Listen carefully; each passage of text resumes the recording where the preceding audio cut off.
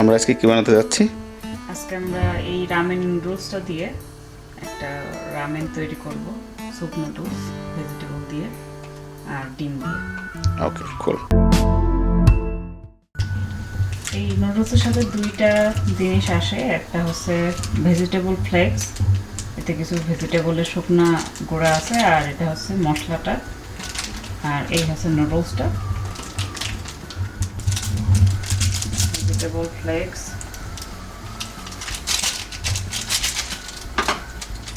পানি গরম হয়ে গেছে, এখন আমরা সবজিগুলো দিয়ে দিচ্ছি পানিতে।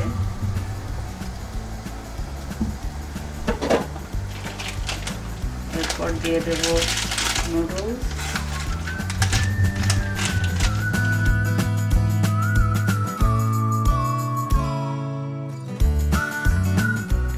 One third cup coconut milk,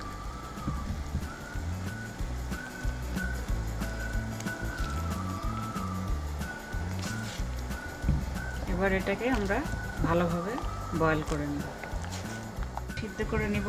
পানি গরম হয়ে গেলে আমি এই ডিমটাকে পানিতে সিদ্ধ করব 5 মিনিটের জন্য। তাহলে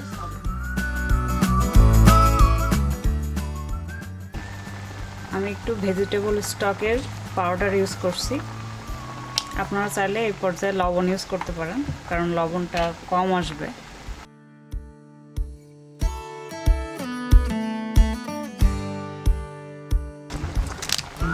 হালকা গোলমরিচের গুঁড়া দিয়ে দিচ্ছি,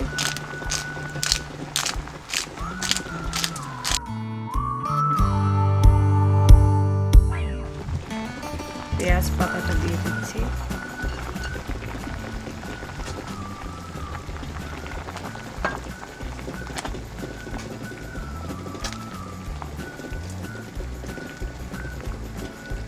আমাদের রামেন রেডি।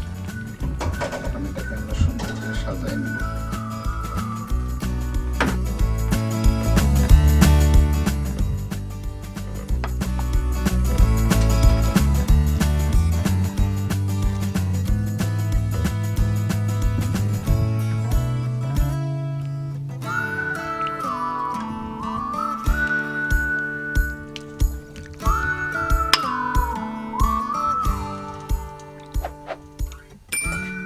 তৈরি হয়ে গেল খুব মজাদার রামেন নুডলস। আপনারা এই নুডলসটা দিয়ে ট্রাই করে দেখতে পারেন, এই রামেনের স্বাদটা আসলেই অনেক মজা লাগে।